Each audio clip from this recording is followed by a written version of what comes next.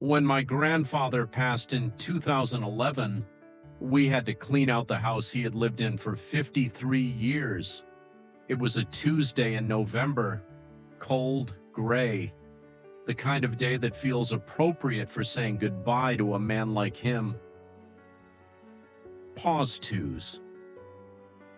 My father took the bedroom, my uncle took the garage, I took the closet. Most of it was what you would expect. Old suits he hadn't worn in years, work boots with the steel toes he always insisted on, a wooden box of tools he could name without looking. Pause 1.5s. And then, in the very back corner of the top shelf, I found a shoebox. Pause 2s. It was not heavy, just full. Pause 1.5s. Inside that shoebox were 847 letters, every single letter my grandmother had ever written him. Pause 2s. From 1954, when they were just beginning.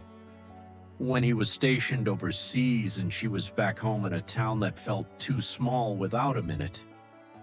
Her handwriting in those early letters was nervous, careful, like she was afraid of saying the wrong thing to a man she was still learning how to love. Pause 1.5s. By the 1960s, the handwriting had changed, more confident, looser, like she had stopped being afraid of him. Which is to say, she had started to trust him completely. Pause 2s. There were letters from the year my father was born, letters from the hard years, when the business nearly failed and he didn't come home until after the kids were asleep because he couldn't face them with nothing to show. She wrote to him anyway, not about the money, not about the fear, just about the small things.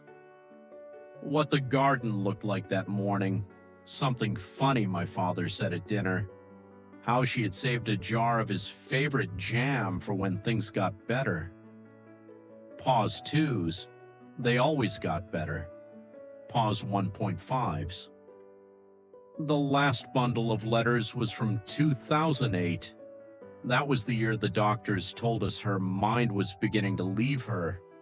The year she started forgetting small things first, then larger things, then the faces of people she had known for decades. Pause 2s. The last letter in the bundle was dated March 14th, 2008. It was only 4 lines long. She wrote, "I don't always remember where I put things anymore, but I always remember you. Come home soon. Your Margaret." Pause 3s. He never told anyone about that shoebox. Not my father, not my uncle, not any of us. He just kept those letters in the back of his closet for 57 years. Pause 2s. I have thought about that shoebox nearly every day since we found it. About what it means to love someone so quietly, so completely, that the proof of it fills a shoebox that nobody knew existed. Pause 2s. We talk a lot today about showing love loudly, about grand gestures and public declarations. But my grandfather never posted anything, never announced anything, never needed an audience. He just kept every letter, tied them up with twine, labeled them by year, put them in a box in the back of his closet, and that was enough. That was everything. Pause 2s. If someone in your life loves you that quietly, please let them know you see it. You don't have to say much, just let them know. Pause 1.5s. And if you have ever loved someone that way yourself, drop a below. Share this tonight for every quiet love that deserves to be seen.